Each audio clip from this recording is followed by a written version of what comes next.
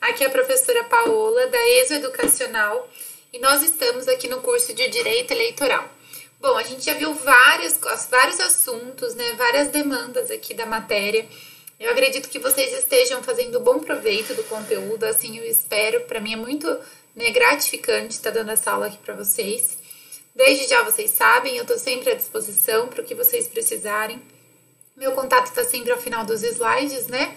E a gente vai agora voltar um pouco para o que a gente estava falando da questão dos partidos políticos, né? Partidos políticos, pessoal, é um tema bem extenso, tá? Bem extenso mesmo, por isso que a gente vai ainda retomar um pouco sobre eles aqui nesse bloco, beleza? Bom, eu optei pela nossa revisão começar aqui pelo princípio da liberdade da organização dos partidos políticos. Por que eu optei começar dessa forma?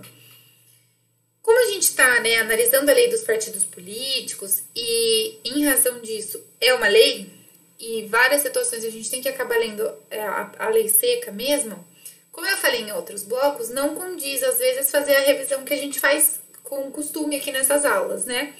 Porque às vezes cansa, porque vai trazer vai ficar maçante, né? Eu repetir tudo que eu li agora de novo e assim por diante. Então, eu tô deixando uma revisão mais sucinta nesse primeiro bloco, mais mesmo para vocês aquecerem aí, né, as máquinas de vocês, pra gente conseguir engrenar no próximo assunto, beleza?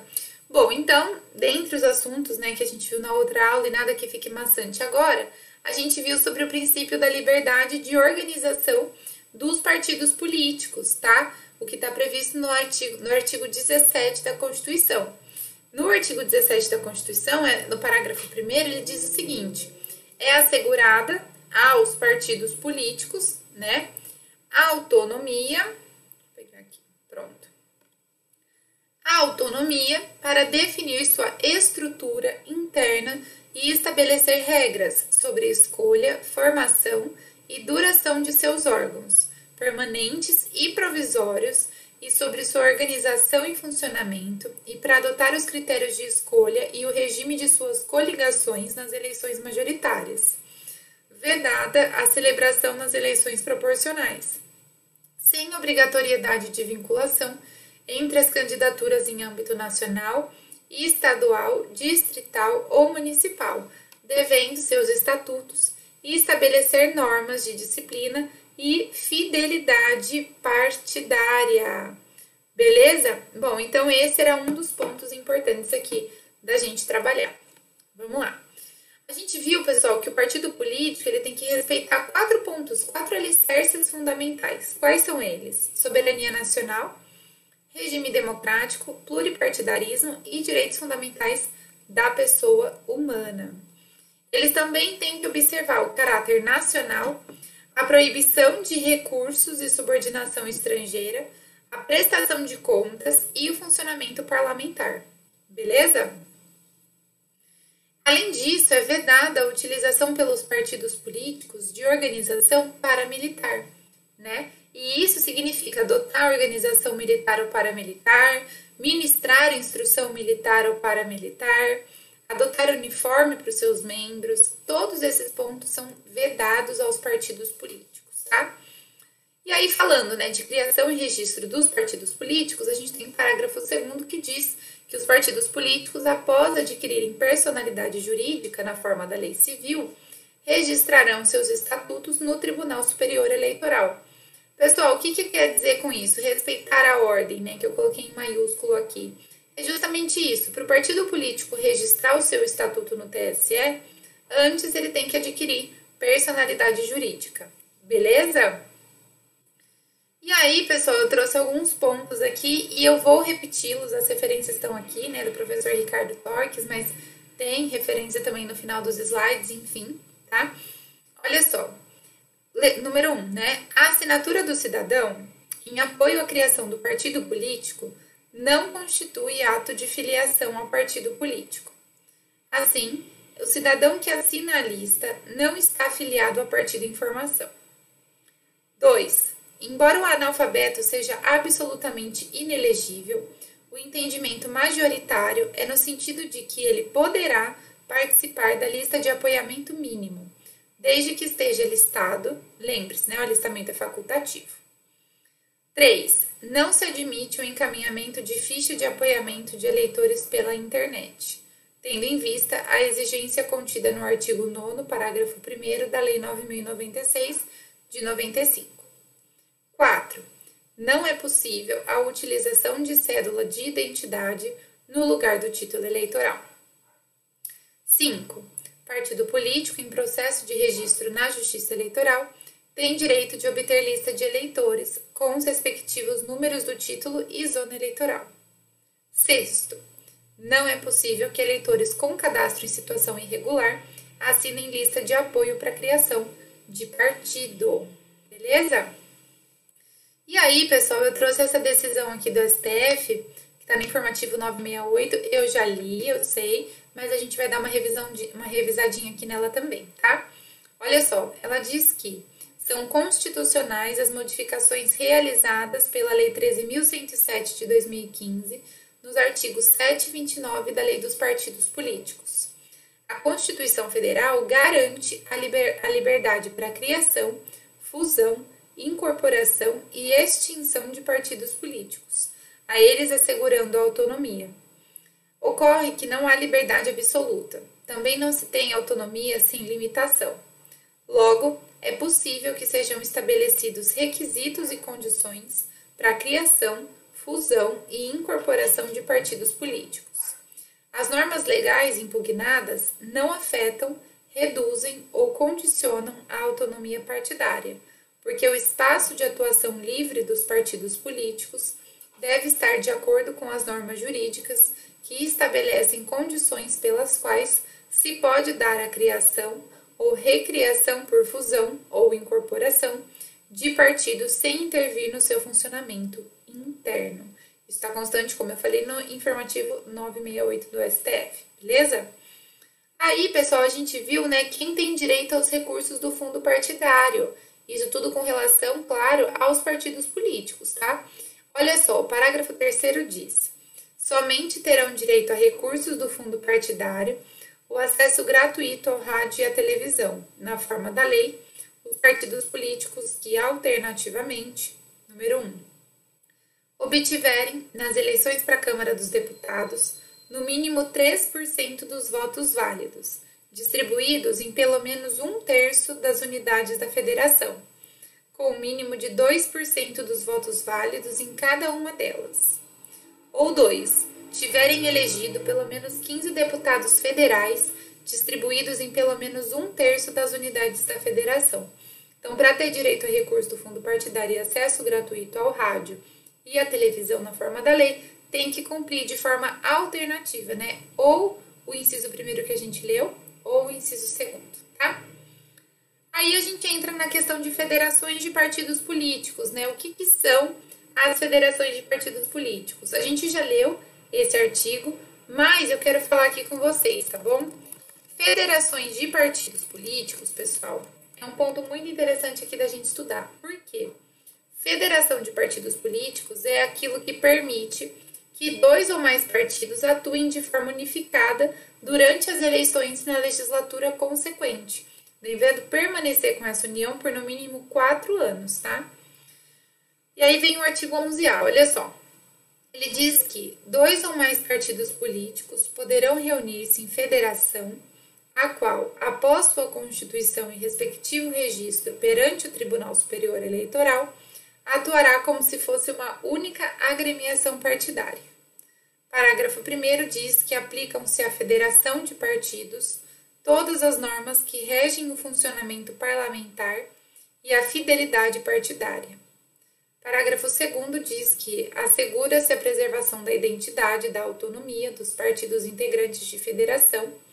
Parágrafo 3º diz que a criação de federação obedecerá às seguintes regras. Então, para acontecer nessa criação, essa fusão aí de partido, tem que obedecer às seguintes regras. Primeiro, a federação somente poderá ser integrada por partidos com registro definitivo no Tribunal Superior Eleitoral. 2. Os partidos reunidos em federação deverão permanecer a ela filiados por, no mínimo, 4 anos. 3. A federação poderá ser constituída até a data final do período de realização das convenções partidárias. Está suspenso pelo STF, tá? 4. A federação terá abrangência nacional e seu registro será encaminhado ao Tribunal Superior Eleitoral. Beleza? O descumprimento do disposto no inciso 2, que é os partidos reunidos em federação deverão permanecer a ela afiliadas por no mínimo 4 anos, então o descumprimento a isso acarretará ao partido vedação de ingressar em federação, de celebrar coligação nas 2 eleições seguintes e até completar o prazo mínimo remanescente de utilizar o fundo partidário. Ok? Parágrafo 5º diz que, na hipótese de desligamento de um ou mais partidos, a federação continuará em funcionamento até a eleição seguinte, desde que nela permaneçam 2 ou mais partidos. Ok, pessoal? Beleza? O pedido de registro de federação de partidos, encaminhado ao TSE, ao Tribunal Superior Eleitoral, será acompanhado dos seguintes documentos. Então, para fazer esse pedido de registro de federação no TSE, é necessário levar alguns documentos. Quais são eles? Primeira, cópia da resolução tomada pela maioria absoluta dos votos dos órgãos de deliberação nacional de cada um dos partidos integrantes da federação. 2. Cópia do programa e do estatuto comuns da federação constituída. 3. Ata de eleição do órgão de direção nacional da federação. Beleza? Parágrafo 7º diz que o estatuto de que trata o inciso 2º do parágrafo 6º desse artigo definirá as regras para a composição da lista da federação para as eleições proporcionais. Parágrafo 8º diz que aplicam-se à federação de partidos todas as normas que regem as atividades dos partidos políticos no que diz respeito às eleições, inclusive no que se refere à escolha e registro de candidatos para as eleições majoritárias e proporcionais, a arrecadação e a aplicação de recursos em campanhas eleitorais, a propaganda eleitoral, a contagem de votos, a obtenção de cadeiras, a prestação de contas e a convocação de suplentes. Beleza? Vamos lá, pessoal, continuando. E quem perde o mandato, pessoal? Perderá o mandato o detentor de cargo eletivo que se desfiliar sem justa causa de partido que integra a federação. Depois a gente vai ver, mas tem alguns casos que não tem problema, ele não perde, tá? Mas aí são casos muito específicos e graves. Regra geral, o mandato, o detentor de cargo eletivo que se desfiliar da federação perde o mandato, tá? Desde que, sem justa causa, beleza? Agora olha só. Aplicam-se à federação de partidos de que trata o artigo 11A da Lei dos Partidos Políticos todas as normas que regem as atividades dos partidos políticos no que diz respeito às eleições, inclusive no que se refere à escolha e registro de candidatos para as eleições majoritárias e proporcionais, a arrecadação e aplicação de recursos em campanhas eleitorais, a propaganda eleitoral, a contagem de votos, a obtenção de cadeiras, a prestação de contas e a convocação de suplentes. Parágrafo único diz que é vedada a formação de federação de partidos após o prazo de realização de convenção partidária. Esse parágrafo está suspenso pelo STF, como a gente falou, tá? Vamos lá. Aqui, pessoal, é a justificativa, do porquê foi suspenso o inciso. Depois vocês podem ler em casa, tá? Porque a gente já viu, Agora, a gente vai entrar na questão de filiação. Então, como funciona a filiação, Como que vocês podem, nós podemos nos filiarmos a um partido político, Isso também está na lei de partido político, tá? É um assunto muito interessante e a gente vai começar ele agora, beleza?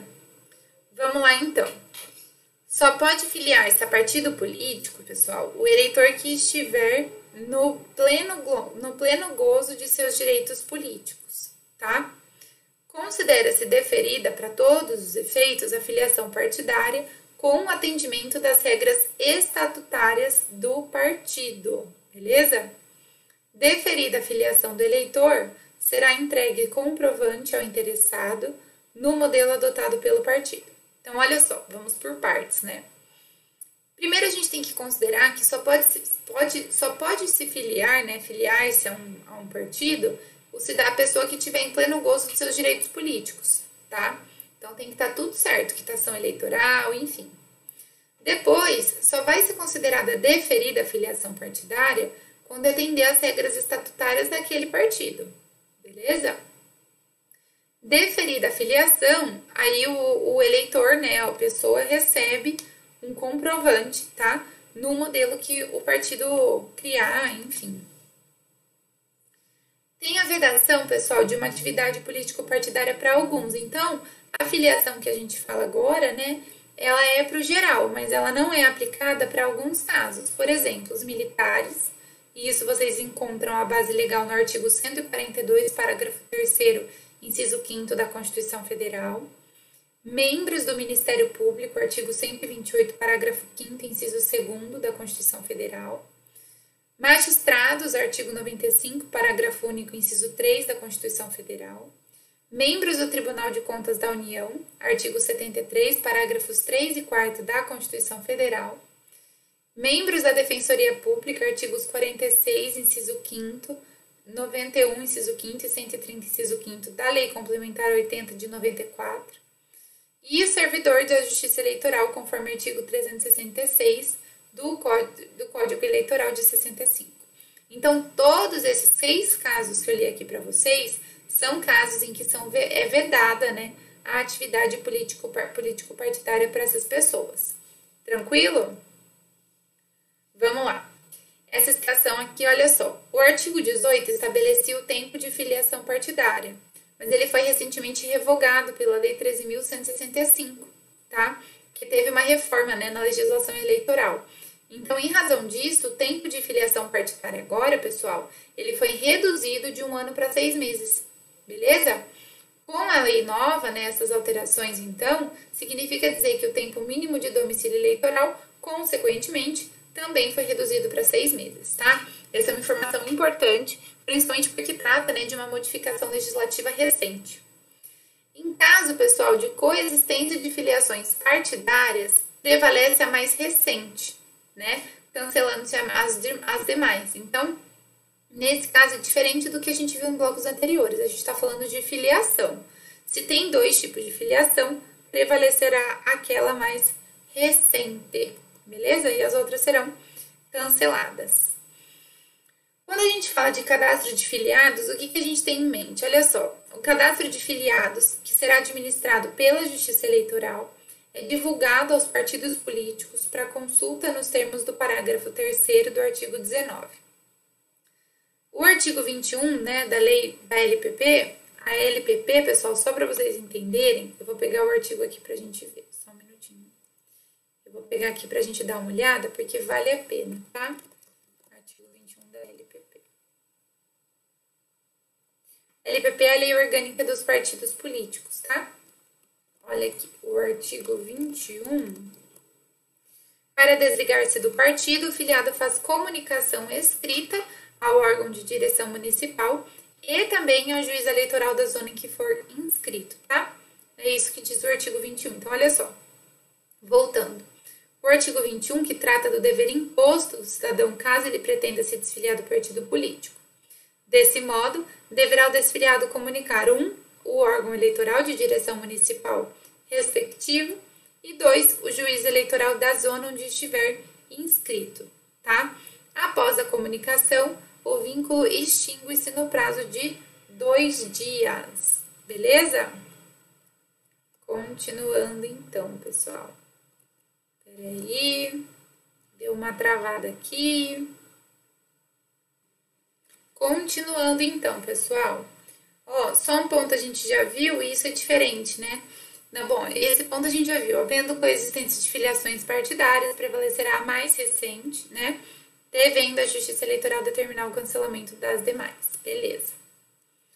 Olha só. Esse ponto eu queria conversar com vocês.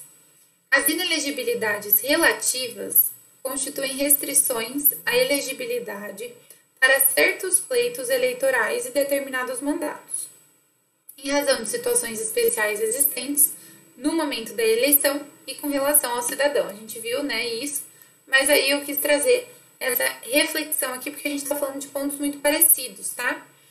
A inelegibilidade relativa a gente viu, ela pode ser dividida por motivo funcional, por motivo de casamento, parentesco ou afinidade, militares e previsões de ordem legal, certo? Agora vamos ver aqui o que eu trouxe a mais para a gente entender. A Constituição Federal, no parágrafo 9º do artigo 14, ela autorizou a edição de lei complementar para dispor sobre outros casos de inelegibilidades e prazos de sua cessação, a fim de proteger a propriedade administrativa, a moralidade para exercício do mandato, considerando a vida pregressa do candidato e a normalidade e legitimidade das eleições contra a influência do poder econômico ou do abuso de exercício de função, cargo ou emprego na administração direta ou indireta. Beleza? A gente viu, né, mas agora aqui eu quero trazer essa ênfase para vocês no finalzinho dessa aula, que compete à Justiça Eleitoral conhecer e decidir as arguições de inelegibilidade, né? Quando alguém argue a inelegibilidade perante o TSE, vai ser para tratar de candidato a presidente ou vice-presidente da República. Os tribunais regionais eleitorais é para quando tratar de candidato a senador, governador e vice-governador de Estado e Distrito Federal, deputado estadual e deputado distrital. E juiz eleitoral é quando se tratar de candidato a prefeito, vice-prefeito e vereador. Beleza? Ótimo, pessoal. Agora eu quero trazer um ponto aqui sobre a ficha limpa para vocês. A lei da ficha limpa, para quem não conhece ou quem nunca ouviu falar, eu vou dar uma introduçãozinha para vocês aqui antes da gente falar desse tema, tá? Às vezes, pessoal, nos slides não tem exatamente tudo que eu vou falar, né? É normal isso, não tem nem como. Então, é importante vocês terem isso em mente, tá? A lei da ficha limpa, a regra geral, ela veio para proibir que políticos condenados em decisões colegiadas de segunda instância pudessem se candidatar, tá bom? Então, esse é um ponto aqui. Agora, eu quero explicar um pouquinho para vocês sobre a ficha limpa, tá? Vamos entender aqui. A lei da ficha limpa, pessoal, a gente mudou de assunto, tá? Só para clarear para vocês, enfim. A Lei Complementar 135 de 2010 é a chamada Lei da Ficha Limpa. Ela é uma lei infraconstitucional e ela regulamenta restrições à elegibilidade, tá? Ela foi fruto de uma lei, né, que veio de iniciativa popular, beleza? Ela veio, né, encabeçada pelo Movimento de Combate à Corrupção Eleitoral e ela acabou mobilizando na época, né, principalmente com tudo, né, todos os reflexos, vários setores da sociedade brasileira, tá? Por exemplo, a OAB, a Central Única dos Trabalhadores, a Abramp, enfim, várias organizações. E aí, o que aconteceu? Na época, foram obtidas mais de 1.600.000 assinaturas de apoio. E aí, o que acontece? Para vocês entenderem. O propósito da Lei da Ficha Limpa, né, foi alterar a Lei 64 de 90. A Lei 64 de 90, se vocês não se recordam, e eu gostaria que vocês se recordassem, porque a gente falou bastante dela, é a Lei de Inelegibilidade, né? A gente estudou bastante ela nos blocos anteriores, tá? Então, o propósito dessa Lei da Ficha Limpa foi alterar a Lei de Inelegibilidades, a Lei 64 de 90, autorizando, né, que autoriza o legislador infraconstitucional a estabelecer novas hipóteses de inelegibilidade, visando proteger a probidade administrativa e também a moralidade, né, para exercício de mandato, considerando a vida pregressa do candidato, tá? Vindo, então, né, de um projeto de lei de iniciativa popular, tá? Visando trazer essas novas hipóteses de inelegibilidade, com o objetivo, claro, de barrar a candidatura de cargos eletivos de candidatos que, segundo, né, critérios da nova lei, não estariam enquadrados, moralmente falando mesmo, aos requisitos necessários para o exercício do mandato político, né, em face de conduta pregressa, principalmente, representaria um risco, portanto, ao sistema representativo, se aqueles candidatos não fossem afastados da disputa eleitoral, beleza? E aí, pessoal, o que a lei da ficha limpa basicamente trouxe de novidade com relação à lei de inelegibilidade que a gente conversou até agora, né? Basicamente, a gente falou de várias leis, né? Mas vocês entenderam, a professora, né? Bom, as principais inovações foram: a primeira foi o aumento no rol de crimes elencados, tá?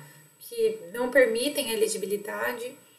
No que se refere à rejeição de conta, né, relativa ao exercício de cargo ou função pública, a exigência de que a ação do agente seja dolosa, bem como a necessidade de anulação ou suspensão de decisão do Poder Judiciário e não apenas do ajustamento da ação judicial, inclusão da imposição de inelegibilidade para os que forem condenados por captação ilícita de sufrágio, previsão de inelegibilidade para os que fossem excluídos do exercício da profissão por decisão sancionatória do órgão profissional competente, em virtude de infração ético-profissional, dos que forem demitidos do serviço público em decorrência de processo administrativo ou judicial, e também para os magistrados e membros do Ministério Público, né, que forem aposentados compulsoriamente.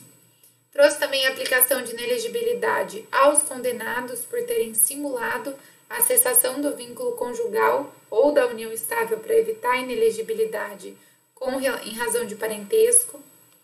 Exclusão da incidência da lei que estabelece casos de inelegibilidade sobre os crimes culposos, os de menor potencial ofensivo, os de ação penal privada e renúncia para fins de desincompatibilização. A abolição da exigência do trânsito em julgado da decisão judicial para fins de elegibilidade, bastando a existência de decisão proferida por órgão judicial colegiado a partir da edição da nova lei.